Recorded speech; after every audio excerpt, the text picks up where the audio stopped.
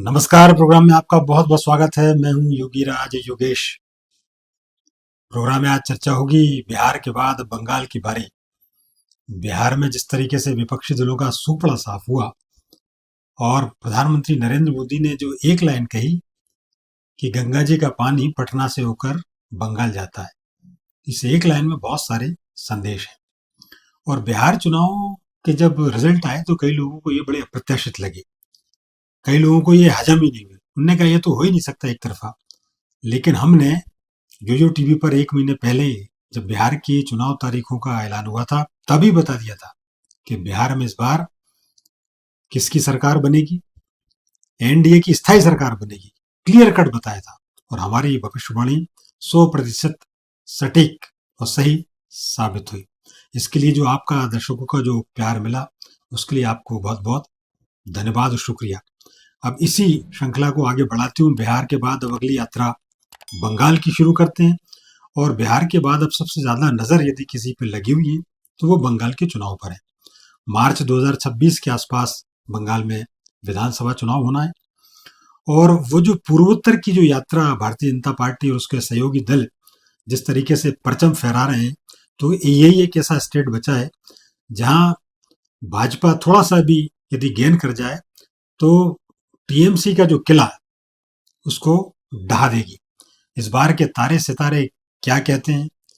क्या तृणमूल कांग्रेस, खासतौर पर ममता बनर्जी का जो तीसरी बार का जो शासन है उसका अंत होने वाला है, ये हम बताएंगे आपको।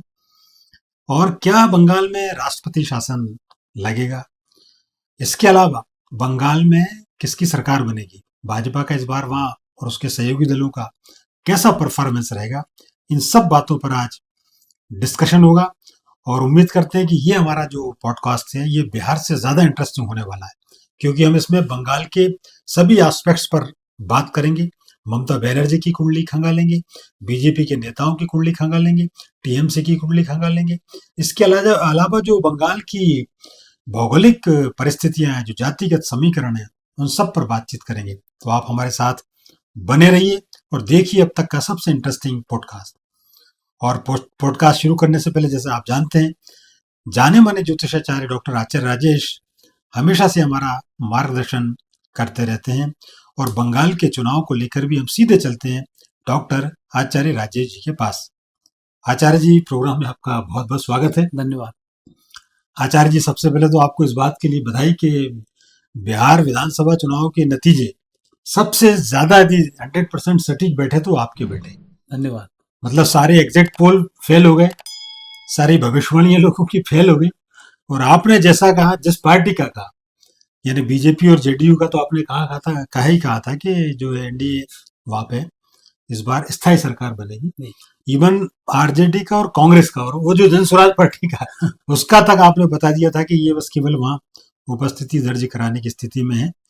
तो ये आपकी भविष्यवाणी आचार्य जी बिल्कुल 100% सफल साबित हुई। इसके लिए आपको बहुत बहुत धन्यवाद। धन्यवाद। और अब आचार्य जी, जैसे कि बिहार चुनाव का नतीजा आया और प्रधानमंत्री नरेंद्र मोदी जी जब कार्यकर्ताओं को संबोधित किया, उन्होंने एक बात बड़ी इंटरेस्टिंग बोली कि गंगा जी जो है पटना से बंगाल जाती है। बिल्कुल। अब इसके क्या मायने हैं? और एक मायना तो यही है कि बंगाल की तैयारी कर रहे हैं और बीजेपी ने तो बंगाल की तैयारी शुरू कर दी है। बिल्कुल। उधर टीएमसी ने भी तैयारी शुरू कर दी और कोई बहुत ज्यादा वक्त बचा नहीं है, दिसंबर, जनवरी, फरवरी और मार्च। अब आप हमें ये बताइए कि बंगाल की जो स्थिति कैसे रहने वाली है और जो ममता दीदी जी का जो कुशासन वहां चल रहा है। कुशासन इसलिए कह रहा हूं कि वहां महिलाओं पर, हिंदुओं पर जबरदस्त अत्याचार हो रहे हैं और उनकी हत्याएं हो रही हैं, इसलिए उनके शासन को कुशासन भी बोला जा रहा है। अब आप ये पूरे ग्रह नक्षत्र और तारे सितारे देखकर बताइए कि बंगाल में क्या होने वाला है। इसके लिए तो यदि भारत की कुंडली लेते हैं तो वृषभ लग्न की भारत की कुंडली है और मंगल दूसरे स्थान पर विराजमान है। मंगल दूसरे स्थान पर हो और मंगल 12वें स्थान पर हो तो दोनों जगह मार्काट मजबूता है। और दोनों की विशेषता ये कि यदि मंगल 12वें स्थान पर है तो व्यक्ति को जेल योग बनाता है और जेल योग के बाद व्यक्ति को प्रसिद्धि मिलती है। और दूसरे स्थान पर यदि हो और देश की कुंडलियां हो तो ऐसे समय में उस क्षेत्र में मार्काट बहुत मचती है और राष्ट्रपति शासन की भी स्थिति बनती है, जेल वहाँ पर बनती है और फिर इसके बाद सफलताओं की प्राप्ति होती है। तो अभी जून से ही मंगल आया है, और जून से मंगल आया, मंगल में मंगल चलेगा, तो ये है फरवरी 26 तक। तो अभी आपने देखा कि यहाँ जो चुनाव हुए, चुनाव में बम विस्फोट भी हुए, और एक हाइड्रोजन बम का विस्फोट भी यहाँ पर हुआ था जिसमें तेजस्वी जी सुहा हो गए। तो ऐसे दो विस्फोट बिहार में, तो वो एक बड़ी जोरदार हाइड्रोजन बम था।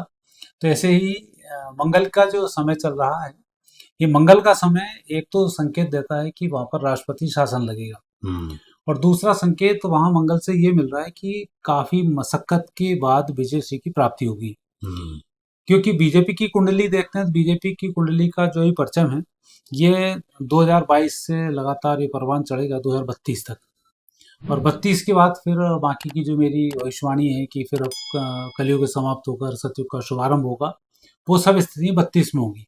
तो अब भारत के लिए, पूरी दुनिया के लिए, ये जो आने वाले 10 वर्ष हैं 2025 से शुरू है, ये बड़े विचित्र वर्ष हैं। अच्छा। और इनमें पूरी दुनिया का कायाकल्प होने वाला है, और बंगाल इससे अछूता नहीं रहेगा। तो ये जो अभी स्थिति बन रही है बंगाल की, थोड़ी सी गजब है। अच्छा आचार्य जी, देश के नक्शे को भी यदि देखें तो जो पूर्वोत्तर अपना हिस्सा है, वहां भी अब देखिए कि अब शुभ संकेत मिलने लग गए। बिहार में जैसे बीजेपी के नेतृत्व में सरकार बन गई, उड़ीसा में, तो वो जो एरिया बिहार, उड़ीसा, बंगाल, अब बंगाल का नंबर है। बिल्कुल। तो ये जो संकेत अच्छे जो मिल रहे हैं वो बंगाल में भी देखने को मिलेंगे आने वाले दिनों में। ये संकेत बिल्कुल मिलेंगे, क्योंकि जो यात्रा हमारे देश की शुरुआत हुई थी वो पश्चिम दिशा से हुई। उत्तर पश्चिम का हिस्सा हमारा जो पाकिस्तान वाला है, जम्मू कश्मीर वाला है, ये हिस्सा हमारा बड़ा टफ रहा। उस समय में भी जब वहाँ भी शासन लगाने की बात करते थे, राष्ट्रपति शासन की बात करते थे, तो बात वहाँ फिर यही आती थी कि आप 370 हटा के देखो, खून की नदियाँ बह जाएंगी। इस प्रकार के नाना प्रकार के वाक्य वहाँ भी प्रयोग में आते थे। पूर्वोत्तर से जो संकेत मिल रहे हैं ये बिल्कुल सही है, क्योंकि हमारे भारत की जो विजयश्री की प्राप्ति हुई और जो गुलामी के बाद की स्थिति प्राप्त हुई, वहाँ भी पूर्व और पश्चिम दोनों ही बड़े प्रभावित रहे। उत्तर पूर्व का हिस्सा जब ये रहा तो बंगाल ही सबसे ज्यादा, यहीं के हिंदू सबसे ज्यादा टारगेट रहे। कम से कम 1 करोड़ हिंदू वहां पर मारा गया, बंगाल में और बांग्लादेश में मिलाकर, जब भारत स्वतंत्र हुआ। 1971 में भी हिंदू वहां पर मारा गया। वही स्थिति मार्केट में थी जब हमारा उत्तर पश्चिम हिस्सा, जब पाकिस्तान अलग हुआ, तब भी हमारे करोड़ों हिंदुओं को वहाँ पे हत्याएं कर दी गई, और नाना प्रकार की यातनाएं महिलाओं पर, बच्चों पर जो अत्याचार, जुल्म किए गए। और जुल्म का सिलसिला तो कांग्रेस के शासनकाल में जम्मू कश्मीर में भी चलता रहा। पूरा कश्मीर में पंडितों के नाम पर पूरे हिंदू काटे जाते रहे, और खबर आती नहीं कि पंडित मारे जा रहे हैं, पंडित मारे जा रहे हैं, जबकि वो पूरा हिंदू काटा जा रहा था। तो वो स्थिति रही। तो सबसे पहली स्थिति तो ये हुई कि यहाँ पर पश्चिमी जो हिस्सा था, उत्तर पश्चिम का हिस्सा, पहले तो इस पर नकेल लगाई गई, क्योंकि वहीं से इसकी शुरुआत हुई। तो उत्तर पश्चिम में जब नकेल लगी, सारे काम हुए, तो कुछ समय तक राष्ट्रपति शासन वहां पर रहा, और राष्ट्रपति शासन के बाद वहां पर शांति की प्राप्ति हुई, और अब वहां पर थोड़ी सी शांति लगभग चल रही है। लगभग यूं भी कहें कि उस धमाके से, जो प्रतिदिन रोज हमारे यहाँ 100-150 लोग मारे जाते थे, और जिसपे की सरकारें बोला करती थी कि आतंकवाद के धमाकों को कोई रोक नहीं सकता, तो उन पर तो नकेल लगी। अब वही स्थिति अब बनी है उत्तर पूर्वी की तरफ। तो पूर्व में भी यही, ममता जी के गढ़ में प्रतिदिन महिलाओं के साथ बलात्कार होना, हिंदुओं का जगह छोड़कर भागना, डेमोग्राफी बदलना, ये सब बातें चलती थी। वही स्थिति यहाँ पर बिहार में थी। तो बिहार में जब लालू जी का शासन था, तो वहां भी स्थिति 8 बजे के बाद महिलाएं नहीं निकल सकती थी, 9 बजे के बाद पुरुष भी नहीं निकल सकते थे। तो वो सुधार आना शुरू हुआ। तो अब वहां पर एक बम्पर, जिसको बोलना चाहिए कि एक सॉलिड जीत, जो 1947 के बाद पहली बार प्राप्त हुई है। ये एक कांग्रेस के बाद के शासन में जो सुशासन जिसको कह सकते हैं, वो स्थिति प्राप्त हुई है। तो अब वही स्थिति आने वाले समय में अब ममता बनर्जी के बंगाल के होने वाली है। अच्छा। तो उसके पीछे कारण है बीजेपी का अब जो समय 2022 से बीजेपी चंद्र की महादशा चल रही है। वो चंद्र में अब मार्च से गुरु की अंतर्दशा शुरू हुई है, मार्च 25 से जुलाई 26 तक, और ये उत्तर पूर्व का जो क्षेत्र होता है, इस पर गुरु का प्रभाव होता है। तो अब आने वाले समय में गुरु की विशेष कृपा रहेगी, और बीजेपी उस जगह में अपना परचम जरूर लहराएगी। अच्छा, तो मतलब संपूर्ण भारत पर अब बीजेपी का परचम लहराने वाला है। अच्छा आचार्य जी, इसमें बीजेपी की कुंडली और ममता बनर्जी की कुंडली देखें तो क्या ममता के शासन का अब अंत होने वाला है, क्योंकि ये तीसरा टर्म है उनका? और वो जिस तरीके से तैयारी कर रही है घुसपैठ बुलाकर, और एक सॉलिड उन्होंने एक वोट बैंक बनाया हुआ है, उस वोट बैंक में सैन लगाना बड़ा कठिन काम है। ममता जी की कुंडली देखें तो अब इनका पहले तो गुरु उच्च राशि का था, तो 91 से उनको गुरु की महादशा प्रारंभ हुई, वो चली 91 तक, 2007 तक। तो 2007 तक तो इनका लगातार परचम राजनीतिक रूप से भिड़ती रही, टीएमसी जैसे कम्युनिस्टों से भिड़ना और उन पर शासन अपने लेके आना स्थिति तक रही। और 7 के बाद इनको शनि की महादशा शुरू हुई, और शनि इनका कारक है। अच्छा। तो शनि की महादशा का इन्होंने पूरा आनंद लिया, 2026 अगस्त तक शनि की महादशा है। लेकिन अब शनि में जो समापन है वो फिर गुरु की अंतर्दशा से अब समापन हो रहा है। अच्छा। तो यहाँ भी स्थिति है कि गुरु ममता बनर्जी का भी है, गुरु अभी बीजेपी का भी है। तो ये एक समानता है कि बीजेपी को वहां पर नॉर्मल रूप से यदि बीजेपी वापस लड़ने जाएगी तो इतनी आसानी से ममता बनर्जी को वहां पर नहीं हरा पाएंगे। फिर वहां वही षड्यंत्र होगा, फिर वही वोट लूटिंग होगी, लोग वोट डालने नहीं जा पाएंगे। और फिर जो एक कहानी है पहले घटी गई थी कि अभी तो केंद्र की लोग आए हुए हैं यहाँ पर जो चुनाव के समय में, जब हम आ जाएंगे तब तुम्हारी दुर्गति करेंगे, और की उनने जो उस चुनाव के बाद जहां जहां बीजेपी को बढ़त मिली वहां के लोगों के साथ जो अत्याचार हुए वो हुए। बिल्कुल। तो अभी जो संकेत दे रहे हैं वो संकेत अब भारत की कुंडली मिलानी पड़ेगी। तो जब भारत की कुंडली हम इनसे मिलाते हैं तो ऐसे समय में मंगल की महादशा राष्ट्रपति शासन के संकेत देती है। अच्छा। और राष्ट्रपति शासन के बाद चुनाव होगा, और जिस तरीके से SIR अभी लागू करने में ही परेशानी आ रही है, ममता ने वो सारी व्यवस्थाएं कर दी 2003 से पहले वाली पे, अभी करना शुरू कर दिया उसने। जो 2003 की बीजेपी मांग कर रही है, तो वो BLO नहीं पहुंच पा रहे लोगों की, हाँ वो नहीं पहुंच कई कॉलोनी में वो स्थिति है। तो उसके लिए अब चुनाव आयोग खुद ही जब परिस्थिति को नेगेटिव देखेगा तो राष्ट्रपति शासन की वो केंद्र से गुहार लगाएगा, और फिर वह राष्ट्रपति शासन होगा। मुझे लगता है कि मार्च में चुनाव के संकेत हैं शायद। मार्च के आसपास, 5 अप्रैल। हाँ 5 अप्रैल। तो वो मुझे लगता है 2-3 महीने आगे बढ़ने के संकेत हैं। राष्ट्रपति शासन लगेगा और उसके बाद 5-6 महीने में स्थिति सुधरेगी। अच्छा, ये राष्ट्रपति नहीं लगा तो एक डिक्टेटर, मतलब एक पुलिस या मिलिट्री के जरिए उसको कंट्रोल किया जाएगा। वो कुछ ऐसी स्थिति जो निर्मित होगी वो मंगल अधीन होगी, मंगल पुलिस का प्रशासन चल जाता है, कड़ी व्यवस्थाएं हो जाती हैं, जेल बन जाती है। तो जेल में तो राष्ट्रपति शासन ही होता है, सैनिक बल, अर्धसैनिक बल इनकी तैनाती ज्यादा रहेगी। तो ये जो संकेत हैं वो मिल रहे हैं, और उसके बाद फिर वहाँ चुनाव होगा। अच्छा आचार्य जी, बंगाल के जो चुनाव होते हैं वहाँ बांग्लादेश का बहुत प्रभाव होता है, और कहा तो वहाँ ये भी जाता है कि लोग आते हैं और वोट डाल करके बांग्लादेश चले जाते हैं, और यही घुसपैठ को लगाने की पूरी कोशिश ये कर रहे हैं भारतीय जनता पार्टी वाले लोग। ये चुनाव बंगाल का इसलिए महत्वपूर्ण है, एक तो CAA लागू होने के बाद का पहला चुनाव है, वक्फ बिल पास होने के बाद का पहला चुनाव है, और ये ऑपरेशन सिंदूर के बाद का पहला चुनाव है। बिल्कुल। तो मुझे ऐसा लगता है ये बीजेपी के लिए थोड़े प्लस पॉइंट है। बिल्कुल, बीजेपी के लिए प्लस पॉइंट तो कह सकते हैं राजनीतिक रूप से, लेकिन भारत के लिए बहुत बड़ा प्लस पॉइंट है। अच्छा, क्योंकि अभी बंगाल जो है वो एक ऐसी जगह है, यहाँ पर पहले कम्युनिस्टों का शासन रहा, कांग्रेस का शासन रहा, वो भी चीन परस्थ ही पार्टी है, तो चीन वहाँ अपनी सब चीजें आसानी से फैलाता रहा। कम्युनिस्ट आए तो कम्युनिस्ट तो चीन की दम पे ही वहीं के कटोरे से भीख मांग के इन्होंने अपने पूरे शासन को चलाया। और वहीं ममता बनर्जी भी उन्हीं के आगे सरेंडर हुई, उन्होंने इस तरह की व्यवस्थाएं की। अपराध के लिए बांग्लादेश से लोग आए, नेता और पैसे के लिए और भारत को लूटने के लिए चीन से लोग आए, म्यांमार से लोग वहां पर आए, वहां की डेमोग्राफी को उन्होंने डिस्टर्ब किया। तो वो जो पूर्वोत्तर हमारा हिस्सा है, ये जो एक व्यक्ति के शांत चित्त का हिस्सा होता है। यदि हम इसकी बात करें कि जब हम वास्तु देखते हैं तो उत्तर पूर्व मनुष्य का मस्तिष्क होता है, तो ये देश का उत्तर पूर्व मस्तिष्क है।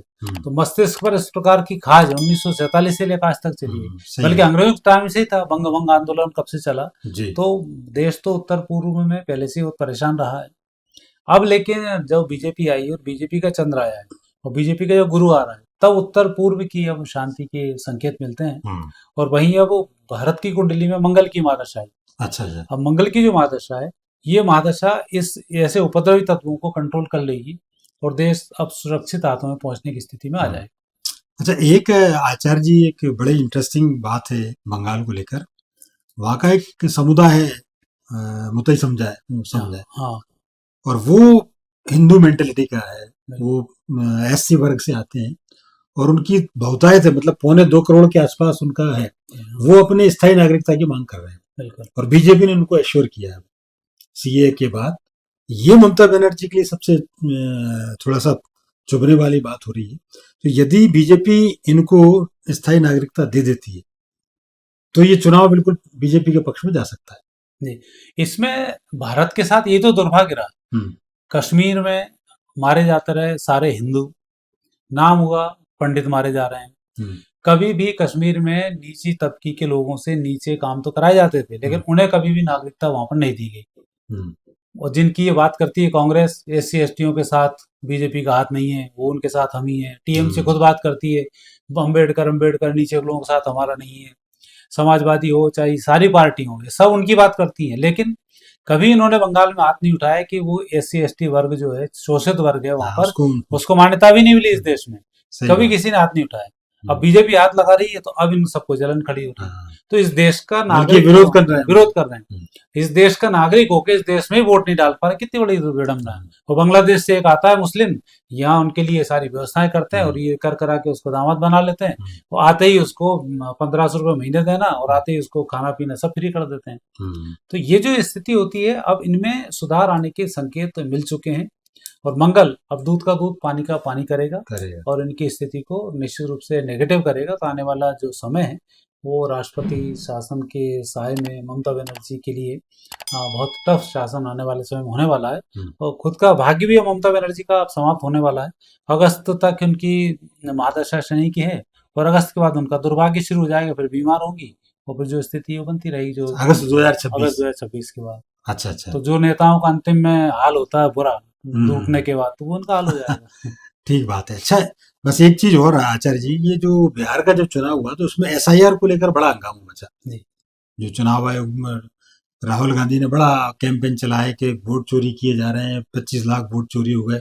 बंगाल में कांग्रेस की नेता अधीर रंजन चौधरी बार बार कह रहे हैं कि बंगाल में जो है ममता बनर्जी 25 लाख वोट चोरी हो गए कर रहे हैं, उनके चुनाव में हो गए पिछली बार भी। उस पर राहुल गांधी चुप है, वहां वोट चोरी का मुद्दा नहीं उठा। ये तो स्पॉन्सर्ड व्यक्ति है, बाहर से आया हुआ है और देश को गुलाम बनाने की ओर ये अग्रसर है। इसके हाथ में तो अब बाई चांस 5 साल सत्ता जाए तो सब पैसा लुटा के और भारत को डुबा देगा। उसकी पूरी नैतिकता है, मतलब उसको संविधान बचाने की जिम्मेदारी उसकी नहीं है। आग लगाने के लिए विपक्ष का नेता आग लगा सकता हूं मैं। तो ये जो हरकतें कर रहा है राष्ट्रीय हरकतें नहीं है, ये अंतर्राष्ट्रीय गिरोह का एक ऐसा सदस्य है जो बहुत अच्छा भारत के बारे में नहीं सोचता है। तो जब भी सोचेगा तब नेगेटिव ही सोचेगा, और जब भी उगलेगा तब नेगेटिव बात ही उगलेगा। तो जब भी बात करेगा तब भारत के संप्रदायों को लड़ाने की बात करेगा। ये कभी भी दूसरे संप्रदाय के बारे में बात नहीं करेगा, लेकिन भारत के लिए अलग अलग जाति की बात करेगा, अलग अलग गणनाओं की बात करेगा, अलग अलग वोटिंग की बात करेगा।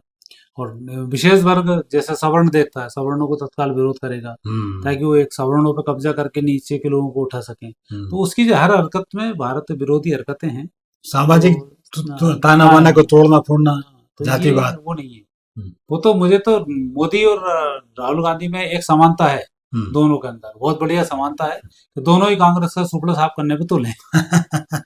ये समानता बिल्कुल ठीक बात है। हालांकि बंगाल में इनका कोई अस्तित्व भी नहीं है, भी नहीं, अस्तित्व यहाँ भी खत्म हो गया इनका। लेकिन ये सिर्फ सवाल इसलिए कि एसआईआर को लेकर ममता बनर्जी विरोध कर रही है।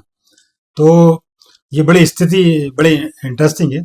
लेकिन आचार्य जी, आपने ये जो विश्लेषण किया ये भी बड़ा रोचक है, और ये इसलिए क्योंकि अभी आसपास ऐसा कुछ नजर नहीं आता कि ममता पिछले 15 सालों से वहाँ सत्ता में है, थर्ड टर्म में।